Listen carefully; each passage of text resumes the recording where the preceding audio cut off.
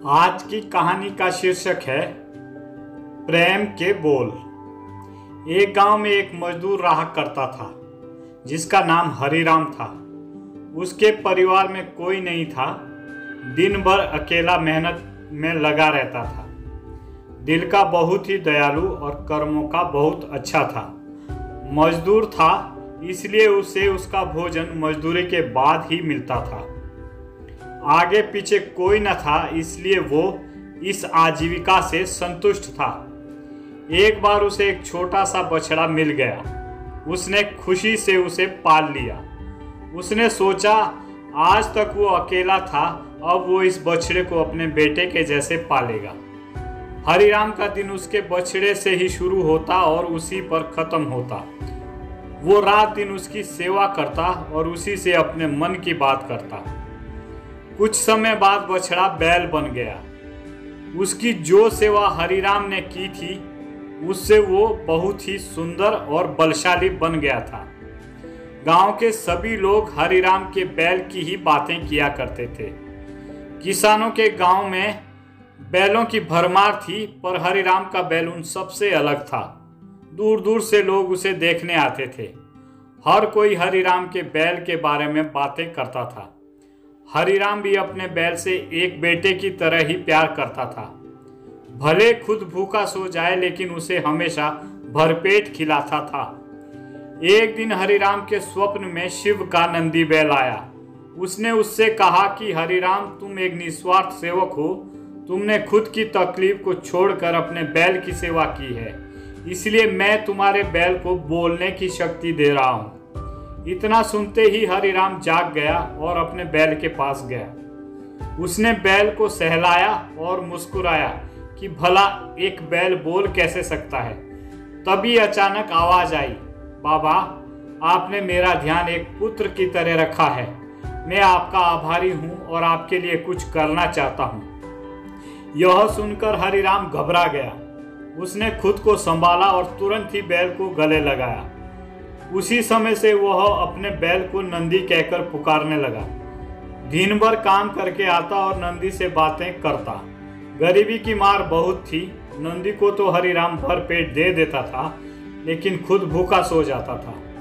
यह बात नंदी को अच्छी नहीं लगी। उसने हरिराम से कहा कि वो नगर के सेठ के पास जाए और शर्त रखे कि उसका बैल नंदी 100 गाड़ी खींच सकता है और शर्त के रूप में सेठ से 1000 मुहरें ले लेना।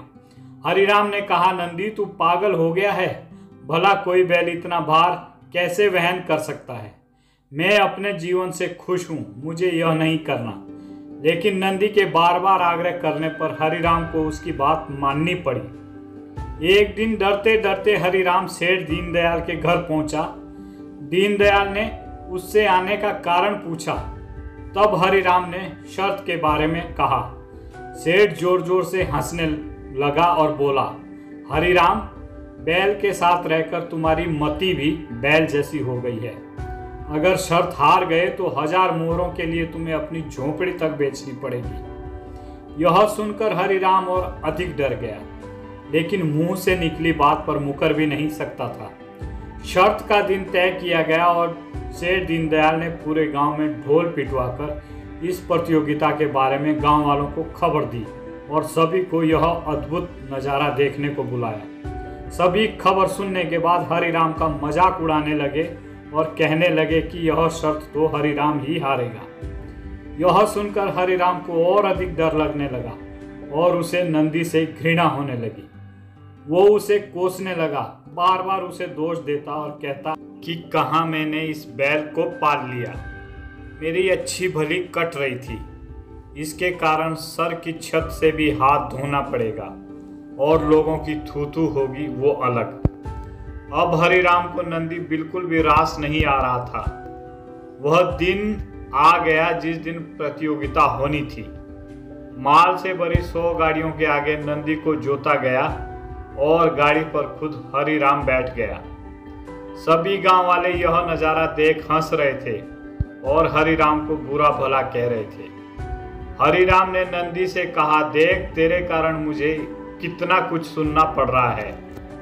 मैंने तुझे बेटे जैसा पाला था और तूने मुझे सड़क पर लाने का काम किया। हरिराम के ऐसे घृणित शब्दों के कारण नंदी को गुस्सा आ गया और उसने ठान ली कि वो एक कदम भी आगे नहीं बढ़ाएगा और इस तरह हरिराम शर्त हार गया। सभी ने उसका मजाक उड़ाया और उसे अपनी झोंपड़ी सेठ को देनी पड़ी। अब हरिराम नंदी के साथ मंदिर के बाहर पड़ा हुआ था और नंदी के सामने रो रो कर उसे कोस रहा था। उसकी बातें सुन नंदी से सहा नहीं गया और उसने कहा, बाबा हरिराम, यह सब तुम्हारे कारण हुआ है। यह सुन हरिराम चौंक गया और उसने गुस्से में पूछा कि क्या किया मैंने?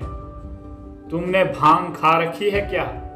तब नंदी ने कहा कि तुम्हारे प्रेम के बोल के कारण ही भगवान ने मुझे बोलने की शक्ति दी और मैंने तुम्हारे लिए यह सब करने की सोची, लेकिन तुम उल्टा मुझे ही कोसने लगे और मुझे बुरा भला कहने लगे। तब मैंने ठानी कि मैं तुम्हारे लिए कुछ नहीं करूंगा।